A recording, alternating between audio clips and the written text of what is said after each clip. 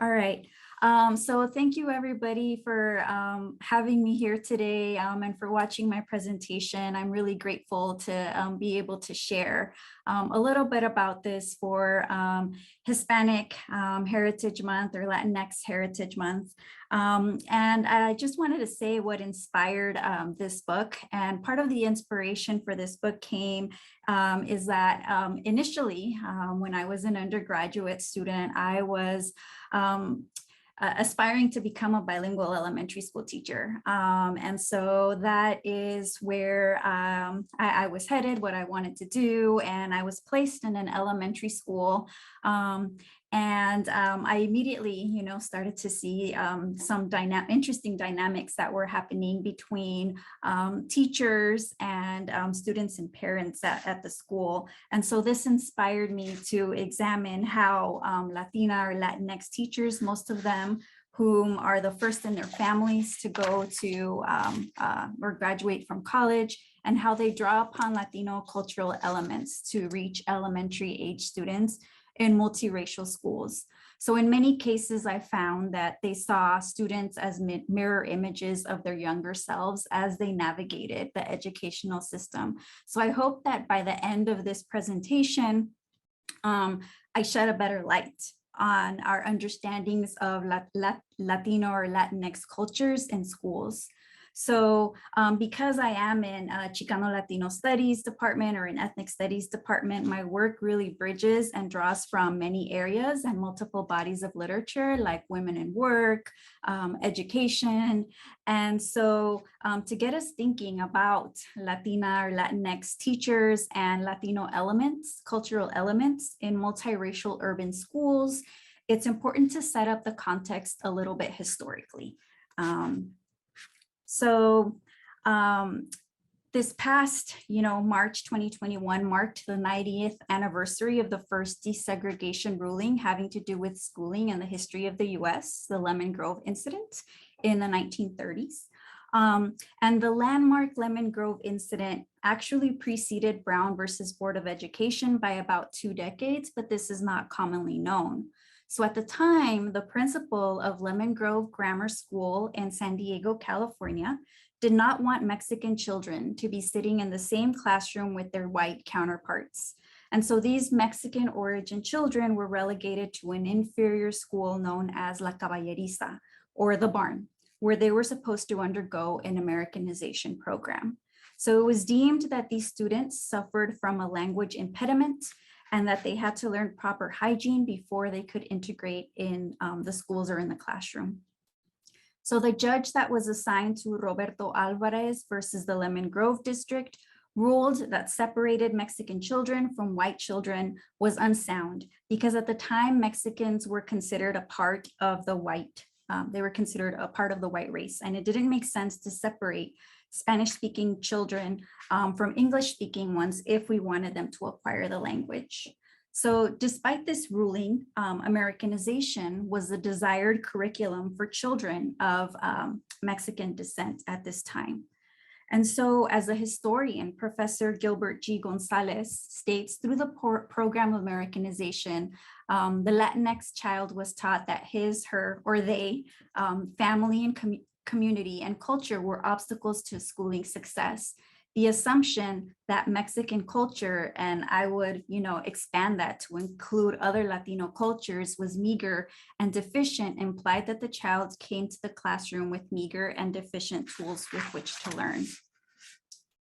So thus Americanization programs reinforce stereotypes of Latino students as lazy, unambitious, selfish, and having a predisposition towards criminal behavior and suffering from an infirmity of the will or trying. And we saw, other court cases, especially in places like Texas, such as Del Rio, the Independent School District versus Salvatierra in 1930, that also attempted or did, separate children of Mexican origins into different schools. And that one was in place until the 1980s. Until organizations like LULAC intervened. So we go from Americanization programs, right, which were the desired curriculum and fall under this subtractive schooling model, to the the East LA walkouts.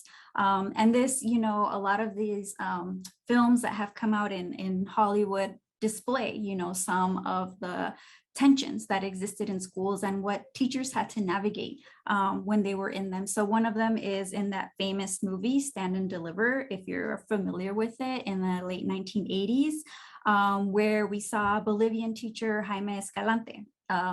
And he was including, innovative mathematics methods. And if you've seen this film, you show that, he was really implementing this alternative curriculum in the class. And that ultimately, when students were taking the testing or the exams, their scores were invalidated. And then when they took them again, they were still further, accused of cheating or of not really knowing what they were doing. And so it kind of shows how structure here, played a role.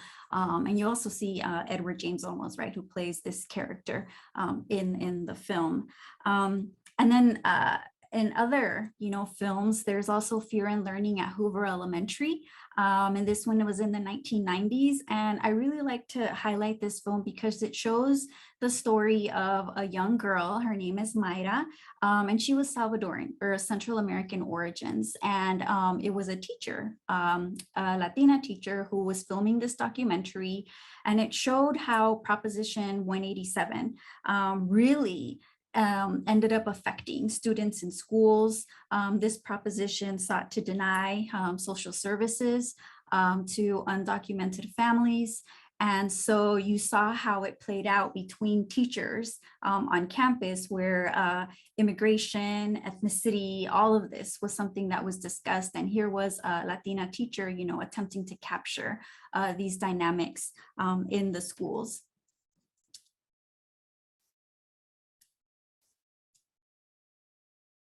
Oh, sorry about that. Oh, so we go from that to, the 1968, East LA walkouts, or the Chicano blowouts. And these were a massive protest and social and political movement to end unequal schooling conditions in Los Angeles, spearheaded by Latino students. So here we see how, young people were instrumental to getting educational equity. So this was a student-led movement, and there were attempts to remedy the inferior academic schooling and requesting curriculum that students could relate to. So even though, we saw a lot of students that were involved in this, these Americanization programs and curriculum still lingers. So Latino students in particular advocated for culturally relevant curriculum because schools ignored or denied Latino history or told the story in a way that invalidated their experience. They protested because they were forbidden from speaking Spanish or their own, language, and they wanted teachers who reflected their experience. So for a couple of decades, we did see the implementation of bilingual education programs in California, states like California, through virtue of the Bilingual Education Act of 1968. But this program was ultimately eliminated by Proposition 227, which was billed as the English for the Children Initiative in 1998. So today we also see the emergence, of dual immersion programs. And sometimes they are available only for certain communities, and they do have, different outcomes for students that are enrolled in them. So we also have, deferred action for childhood arrivals. And this was, really for children who were brought to the United States and have attended US schools. And they began, being kind of like the rhetoric that was used around it as the dreamers. So social justice and social inequality is an ongoing project for Latino students in US schools. And it's neither a new issue nor is it fully resolved. And there are multiple explanations and debates regarding the low educational achievement of Latino Latinx students in US schools. spanning from the lack of culturally relevant curriculum to structural factors. So the issue that I'm going to be focused on today is the teachers. And what happens when Latina teachers who are bilingual and bicultural enter the picture in multiracial schools.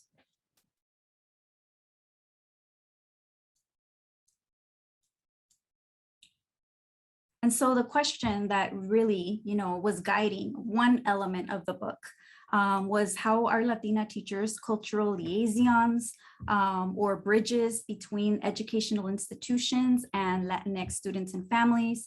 One of the images that I have on the screen is of a young Latina teacher who taught in Texas and in San Francisco. And it's actually one of my relatives who is a Latina teacher. And so you'll see how it's, something that I'm very connected to. So one of the reasons that I also, wanted to examine Latina teachers, one of my slides for some reason skipped. Oh, here it is. Sorry about that. So one of the reasons that I really wanted to look at Latina teachers is because they're the fastest non-white group entering the teaching profession. I also calculated, right, the top occupations that Latina teacher or that Latina women enter that have a college degree. And so the top occupation was education.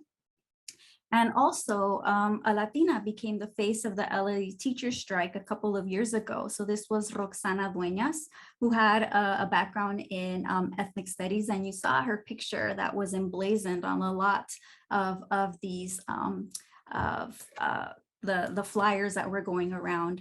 And also I was also inspired by, and this is, an image that maybe not everybody will know, but it's La Maestra Jimena. And she was a part of the show known as Carrusel de las Americas, which was, it was very popular in Latin America and also in the US, but it really showed the experience of, a Mexican origin teacher in her classroom and how her responsibilities extended, right, beyond the classroom and not just during, right, the normal workday school hours.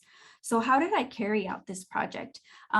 So the book really includes teachers that worked in 2 different school districts. So you can kind of see them with the little stars. One of the school districts that I went to was in Compton. And this is because I was also interested in looking at race relations between teachers. So most of the teachers that worked in Compton Elementary, it's a pseudonym, were Latino, African-American, or white.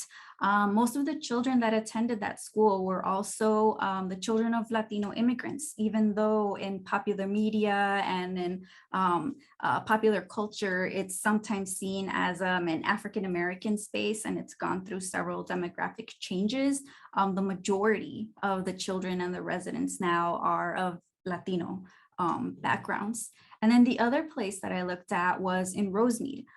So this is a place that a lot of people, when I asked them, do you know, what were the images that would come up when you say you work in Rosemead, and they would say, where is that? And so Rosemead is a location that is predominantly Latino and Asian. And when I say Asian, Asians are also a very heterogeneous group. So the community is Chinese, Vietnamese, and for Latinos, it's Mexican, but we also see that the Latino population is also very heterogeneous, divided by different generational levels, right, of speaking in Spanish. And there was, a sizable, smaller, Central American population there as well. So even though you'll see that these places look, they're only 20 miles apart, if you've ever been to California, LA traffic, it takes like about an hour or 2 to get from one location to the other. And I can also talk a little bit about gaining access, right, to these 2 places to do this work. So the book really relies on multiple qualitative interviews, interviews with teachers, most of which were with Latina women, 5 of them were with Latino men, and this is also because elementary education is a feminized occupation, so there were more women working in the schools. I did ethnography on the schools, so I shadowed some teachers, participate in observations on and off campus, so I would sometimes go on field trips, or participated in any parent-teacher meetings that they had, and also focus group with parents. And this becomes very important, especially because I was trying to examine, right, the cultural elements that parents brought with them to the campus, and how teachers navigated this, with them. So of the sample, right, of the Latina teachers that are really chronicled in this book, you can kind of see how the majority of them were 1.5, right, brought to the US at a young age, or the children of immigrants, second gen, right, US born children of immigrants. Overwhelmingly, 14 of them fell in this category. And then I also had a sizable, right, number of them that were 3rd+ generation with varying levels of Spanish abilities. And most of these teachers were found in the 2nd school in Rosemead. This is because the area had a much longer history of Mexicans living in that region. The year's teaching average was 10, bilingual 16 out of 20. Their income, right? So the income was about in the $60,000 range. And we know that with teachers, pay definitely varies by the credentials that they might have, but for a lot, and the years that they've been working, but for a lot of the teachers that I interviewed, because they came from working class homes, this was a lot more that they were earning than what their parents had did when they were younger. The majority of them were also 1st generation college students, so the first in their families to go to college, and they attended, here in California, we have Cal State universities, which are more affordable than schools in, the UC system, or that are research-oriented universities. So most of them went to these schools. And so I just want to show a couple of images of the schools that I was at and that I went to, and just talk a little bit about, the context of these schools. So again, the teacher distribution at Compton Elementary, mostly Latino, African-American, and white. The student population, 80% Latino, 20% African-American. I wanted to underscore the academic performance index score because it was 736. And so both of the schools that I went to were underperforming schools. So that means that they weren't meeting their benchmarks, right, in terms of testing scores. And so this school was unfortunately in program improvement year 5. And so that usually means that if the school, right, isn't improving in the scores by the 5th year, they have 5 years to do that, then there could be some dramatic changes in the teachers, the curriculum, and all of that could change. So this definitely led to racial tensions between teachers on campus, because they were under so much stress in order to, help their students. The other school that I went to, which was mostly Asian and Latino, most of the teachers were Latina, Mexican or Central American of different generations. Or in terms of Asians, most of them were Chinese, Vietnamese, Japanese. It really was a diverse mix of teachers. The student population was relatively, 50-50 for most of the part. But this school was also an underperforming school, or not meeting their benchmarks. And so when I started to do this research, they were in program improvement year 2.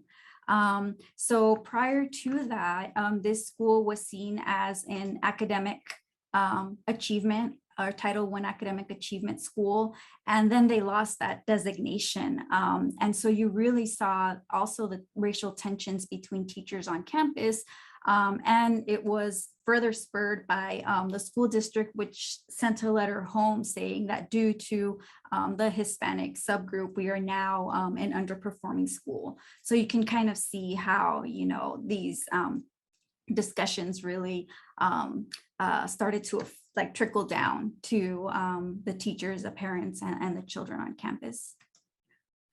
So what I'm going to talk about today is one of the resources, right? Because we're celebrating Latinx cultures and history, as one of the resources that a lot of the Latina teachers that I interviewed draw from in schools in order to help students academically succeed in the ways that they can, especially when resources are so scarce and sometimes it's very hard to expand them. And so how do we popularly think about Latinx cultures, right? So Latino culture has been canned and is reproduced in schools sometimes in very contained ways. And it has happened. And we see efforts nowadays to modify the curriculum. So in the era after the civil rights movement, we had these socially sanctioned celebratory multiculturalism in schools. And here I'm calling it of the heroic folkloric culture variety. So all of us are familiar with this. This is the version that is expected, reproduced, symbolic, and lived. And it's occasional and often occurs during certain times of the year. So when we think of multiculturalism in schools, the focus is on celebrating, Cinco de Mayo, famous Latino icons, more recently, Day of the Dead. And all of these, of course, help students learn about important historical events and serve to validate a child's traditions. But these aspects of Latinx cultures are largely symbolic. And they're also part of the food, fun, faces, festivities variety. So my research shows that Latina teachers were quietly implementing another form of Latino cultures in their daily practices in the schools. So I found that they're using Latino cultural resources and practices with both students and parents. So I focus on other aspects of cultures that may not be obvious to all, but are obvious to those that are engaging in them and are aware of them. So I'm going to talk about the elements of Latino cultures that Latina elementary school teachers implement in their daily work lives to make schools more welcoming spaces for Latino families and to subvert normative workplace rules regarding Latinx cultures and their jobs. So it's important to take note of these, right?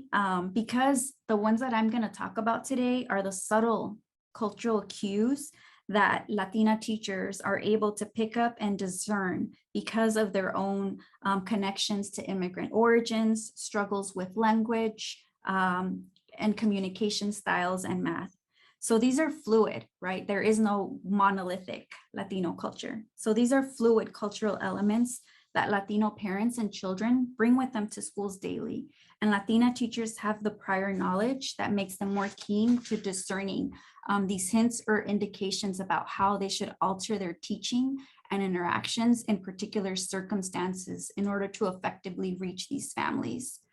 And so these are an empathetic understanding of the daily mannerisms that are pieces of Latino cultures.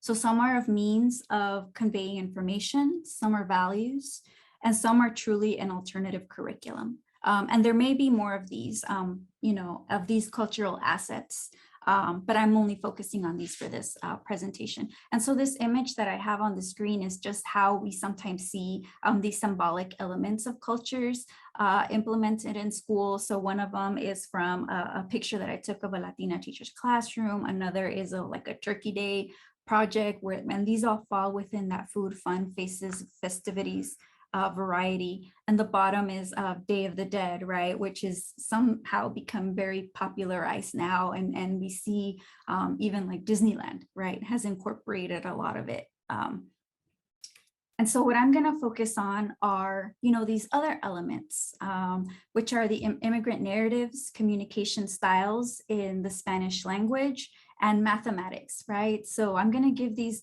kind of alternative forms of cultures that we see in schools. So one of them is the immigrant narrative. So one of the ways that Latina teachers described connecting with their Latino students was by sharing their own immigrant origins and histories the very first day of school. So the teachers told of their experiences as children of immigrants adapting to a new American culture and the dynamics that emerged within their families. So some of them spoke of their family's fear of deportation and separation, a topic that resonated with many Latino students whose parents and or siblings were undocumented immigrants. So many of the teachers noted, right, that their young Latino students were living in daily fear that their parents would be removed while they were in school. So one of the teachers, that I interviewed was Mrs. Diaz, and she was a teacher at Compton Elementary. And she was of Central American origins and Cuban, so she identified as Afro-Latina. And she talked about how her parents were fleeing wars and political turmoil in their countries of origin. And she explained the anecdote that she shared with her students to accentuate the parallels within their experiences. So she says, I talked to them about how my mom was boarded on a plane with a note stapled to her shirt from El Salvador at 4 years old. We talk a lot about why your parents came, about struggle, about sacrifice, about what it's like, because some were born there, but probably right after they were born, they came over. Once in a while, you will get a kid who lived there for a little bit, but for the most part, they have lived most of their lives in the US. We talk about why they immigrated, and of course, I get on my college soapbox and why their parents want a better life for their kids. So understanding the process of why their parents immigrated is helpful for me teaching them. So her quote, reflects how as a daughter of Central American and Caribbean immigrants, she's cognizant of the internal heterogeneity within migration histories of the Latino population, intergenerational divides, and varying contexts of reception, or how Latinos are received upon US arrival. And so this teacher also invokes stories of Latino migration to the US and struggle in order to promote educational success. But she notes that she also does it in order to push her students to give back to their parents through a college education. And so there were other teachers, right, that were later generation. So this was an interaction with Mrs. Cadena, who was fourth generation Mexican and Irish, sorry. So she was multiracial. And this teacher was talking about how she still, made efforts to connect with her students, even though she had lost her ability to speak in Spanish. And so as, she wanted me to talk to her students about college access and going, the costs of all of that, she had, a lesson plan that she intentionally had developed for her students, where they read the book Esperanza Rising. So this was about Mexican families' experiences during the Great Depression and how they were treated poorly. And so Mrs. Cadena taught, fifth and sixth grade combo class that was mostly of Latino and Asian students. And I include this vignette because I really it really highlights the questions that I received from these very young students about, going to college. And so these were all the questions that I received from the young Latino students. So where are your parents from? How did they come? Have your parents ever been deported? Do your parents have papers, right? So a lot of concerns about immigration status. How did you pay for school? What did your parents do? So my parents' occupations, wanted to know kind of like my own class background in some ways. And then the question that I got from the last student in the class, which was a young Asian student, was, what are your future goals 10 years from now after you get your PhD? So very different, where this student was clearly thinking about my goals, her classmates' goals, and the Latino students were kind of wondering, if college would be feasible and available and something that they would be able to do. And so when I got this question, right, it was more of a question that I was ready to answer for like a potential job talk or a committee, right, that's evaluating me. And so it definitely showed a little bit of what educational scholars talk about educational or immigrant selectivity, and how immigrants are selected along multiple lines. And in this case, sometimes Latinos are selected for their labor. And for Asians, they might be selected for their high technology skills. And so that influences, right, educational outcomes for students. I also focus on communication codes in Spanish. And this was really important for a lot of immigrant parents who only spoke Spanish, right? Or a little bit of English. And so I know how to talk to them, right? This was one of the quotes that a Latina teacher imparted to me when I asked how they communicated with Latino immigrant parents. So one teacher, Mrs. Rivas, she was a bilingual teacher who was born in Sacramento, California, and raised in East LA, said, you just need to learn, right? How to speak to the parents and be able to adjust to different parents. So the women that I interviewed acknowledged that Latina teachers, children, and parents were often admonished for speaking Spanish in schools, but they were also highly cognizant of communicative forms of speech in the Spanish language exhibited by Latino immigrant parents. So a lot of these teachers would say that understanding this conversational etiquette was crucial to establish rapport with Spanish-speaking parents. So some of the teachers, would say, I'm able to communicate with the parents, not only because of the language, but because I know, right, these different ways of talking to them.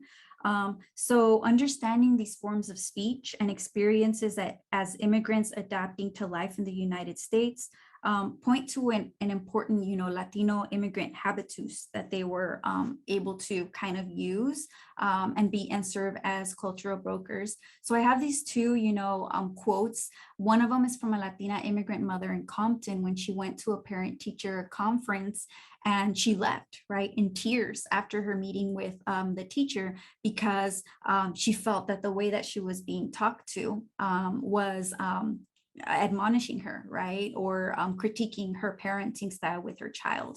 And in the other example, this was Mrs. Quiroz, a Guatemalan teacher, who would say, that when she serves as like a translator for another teacher, she would try to soften the message, or she would, try to use other words, right, in order to convey a message to the students. So what are some of these communication codes in Spanish? So some of these examples are you, right? So there are different ways of saying you in Spanish. So you could say tú or usted. And so when you use usted, it's like respect is built into the language, right? So using usted to refer to parents was really important. Also, if parents use vos, right, then this was an indication that maybe they might be of Central American background, especially because I'm talking about Southern California. Using mijo or mija was something that definitely, in some cases made children feel more comfortable in the classroom. Also using the diminutive, right, ito or ita, adding that at the end of a name also was a way of, being endearing. And so referring to parents as don or doña, right? Instead of just saying this student's mom. And so these were all, just very tiny elements that were so important to establish this rapport with parents. So I'm going to show, just brief examples of what this looked like. And so this is, a teacher, Mrs. Madrigal, and she was a 4th grade teacher at Compton Elementary.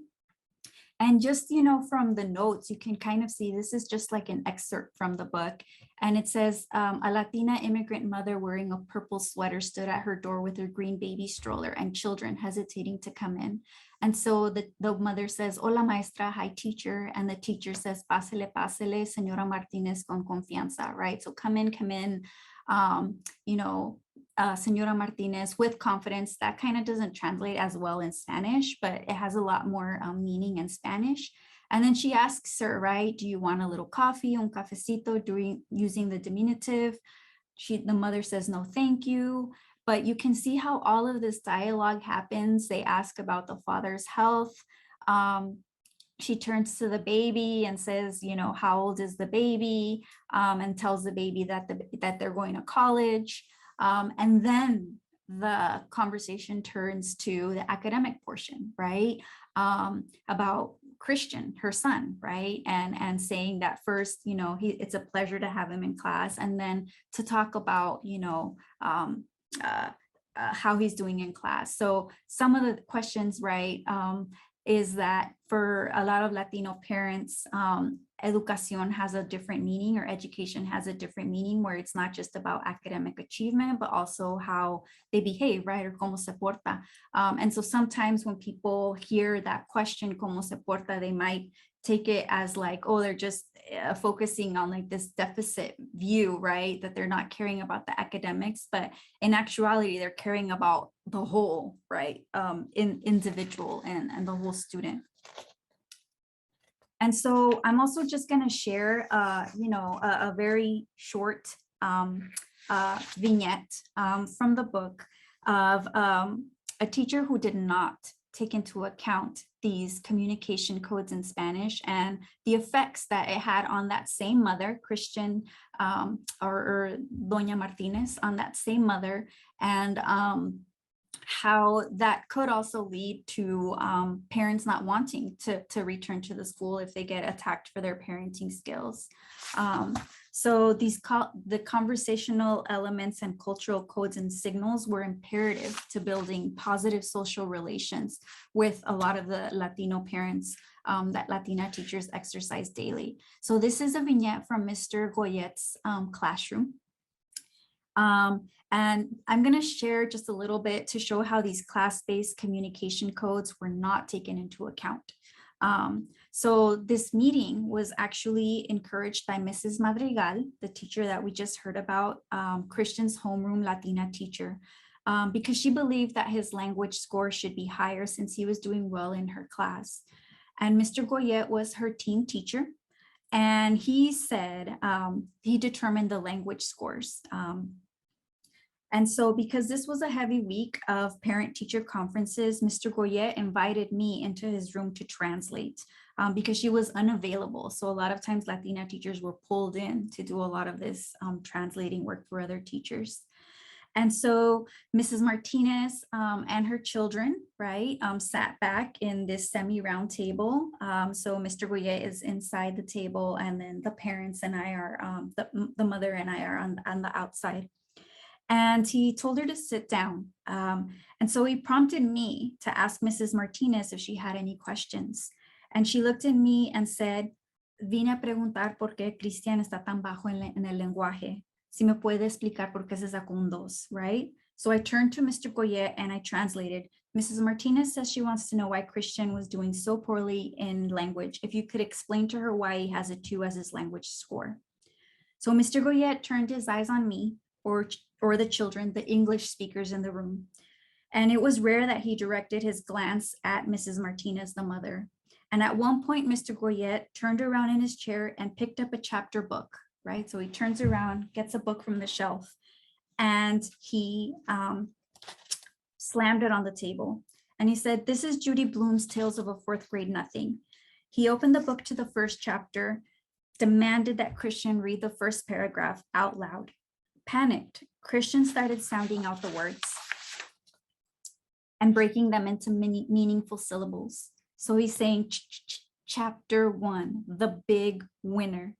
And before he could finish, Mr. Goyette grabbed the book from his hands and fluently but haughtily read chapter 1, the big winner. And he waved his hands in a figure 8 motion to insinuate the pace of the reading style. As a 4th grader, you need to be reading like that. Not chapter 1, no stuttering. And then he points to Mrs. Martinez. He points his finger at her and he says, mas lea, lea, lea. In not the correct Spanish, but more read, read, read. And she stared at the index finger pointed at her. And so, if you have the book, you can see the rest of the narrative. But basically, because these conversational codes were not taken into account, in this interaction, right? Mrs. Madrigal, Mrs. Martinez ultimately ends up leaving the room with her kids crying and in tears because her parenting skills ended up being attacked. He was pretty much, telling her, tell her, making me translate to tell her to turn off the TV, even if he cries. And she says something to the effect of, we don't have a TV or PlayStation, right? One of those games at home. So it kind of indicates their poverty status, right? And their class status. And so in this, example, his behavioral codes established him as a professional and an expert, while disempowering her and in some ways making her less, while a lot of the Latina teachers tried to bridge that social distance between them. And so the last one that I'm going to talk about is math. And this one became apparent to me in the focus groups because I had parents, I asked them if they could solve a math problem for me. And this happened a lot with long division and multiplication, right? And this is because a lot of the Latino immigrant parents tell me that their children lloraban or would cry because they grew frustrated with doing their math homework. And so you can kind of see how students are taught in the US to solve their math problems. So it's show your work, right? But in Mexico, part of the problem, and a lot of the teachers would tell me that in other parts of Latin America, is you solve part of the problem in your head, right? So you don't write everything down. Unfortunately, for some students that did this method, if the teacher wasn't aware of it, they would, mark it wrong, even though they got the correct answer. So when I asked parents to solve the math problem for me, they did it. They got the correct answer, and they also, checked their work. And this is just the multiplication way when I asked them to solve a math problem as well. So a lot of the Latina teachers would tell me, I allow the students to solve math problems in the way that their parents taught them. I can't, I teach them, I have to tell them that I teach them this way in the classroom, but yes, that they would allow other ways. If they were aware of them. So here, how to solve problems in the US. It's everything vertical. I wrote it this way in the focus group form, when I asked parents to solve them. And one mother told me, I don't understand what you're asking me to do. Can you write it like this horizontally? And so when I did, they were able to solve it. Again, the numbers kind of look a little bit inverted, but they got the correct answer, and also check their work. If the two numbers on the side, 5, 5 in this case, match, then it means that they had solved it correctly. So unlike other studies that, show that sometimes teachers can divest students of their cultural resources and seem to reflect a subtractive educational model, here we see how Latina teachers are creatively and actively incorporating an alternative mathematical curriculum to make Latino parents and their children feel comfortable, and how they attempt to validate, Latino immigrant parents' cultural knowledge or local knowledge base in schools. So again, I am only touching on 3, different elements, but there may be more, like I said. And so conclusions, right? I argue that Latino or Latinx teachers are cultural guardians and institutional agents between immigrant communities and a white mainstream institution, that Latino cultural elements are an asset. And they do this in an attempt to make schools more welcoming spaces for them. And so when I developed this concept of cultural guardians, I was really thinking about how they guard, right, of my native language is Spanish. So the word, has different connotations and many connotations in Spanish, like salvaguardias, lifeguard, and that means to protect and help. And I wasn't really thinking, and it's not the same as like a security guard, right? That is there to enforce rules and make sure that people are staying in line, but more of lifeguards that go into the ocean, right? And that they're trying to bring as many Latino children and other children, right? Non-Latino children to shore. And in this case, for Latinx kids, they're using culture, right, as a way that they can try to connect and help, them through the whole educational process. So I have, the last thing I'll talk about is just this image that I have on the screen, and it's of, a young girl and her mouth kind of being erased. And just because a lot of students having trouble, right, verbalizing what they needed in the classroom, especially if they were still trying to acquire the English language. So what I say, you know, I play with the word guard, and I say that a lot of the Latina teachers would protect, safeguard or save or support students. So in Spanish, the word lifeguard also means salvavidas, someone who saves lives. So if we imagine the ocean, waves, and rip currents as these macro structural contexts and teachers as lifeguards, we get a better sense of the role that they play as teachers in educational institutions that are cultural guardians. And so the strategies that they implement daily has real, you know, life policy implications that can influence the trajectories of Latino students in schools and make schools more welcoming for parents. But I'll leave it there. Thank you so much. If there are any questions. Yeah, there are questions for you in the Q&A button Okay. already. Yeah.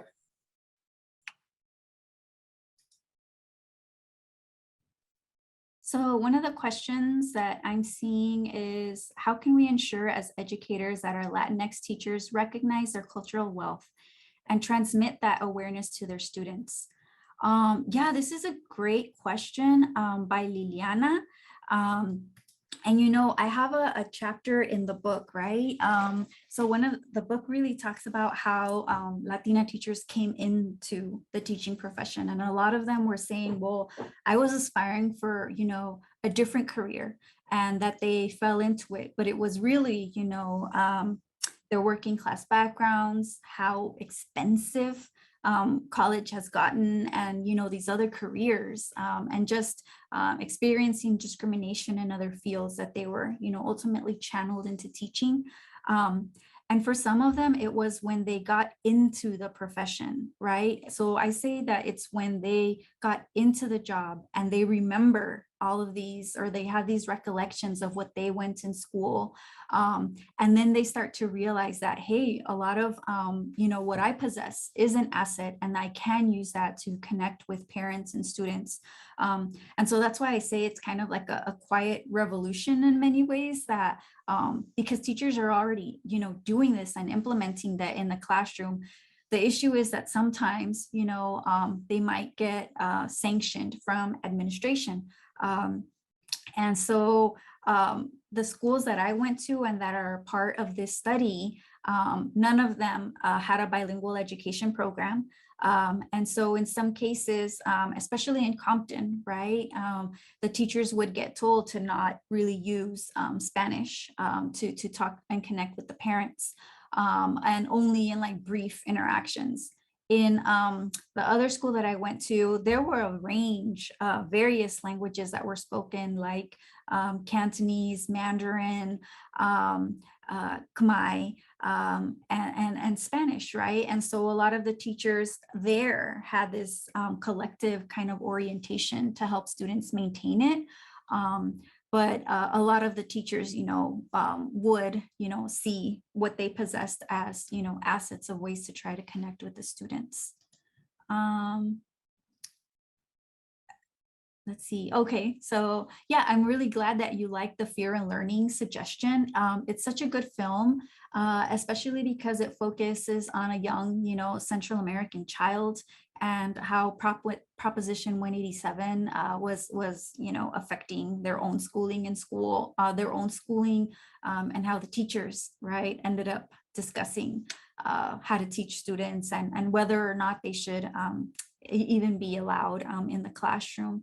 All right, Glenda, on behalf of the College of Professional Education and also on behalf of our dean, Dr. Lisa Hoffman, thank you for taking your time and share, you know, this experience of this wonderful book that I will, you know, that I definitely recommend any teacher or any professor in dealing in teacher education to have it. And to read it and try to go inside of it as well. It's a remarkable piece as well.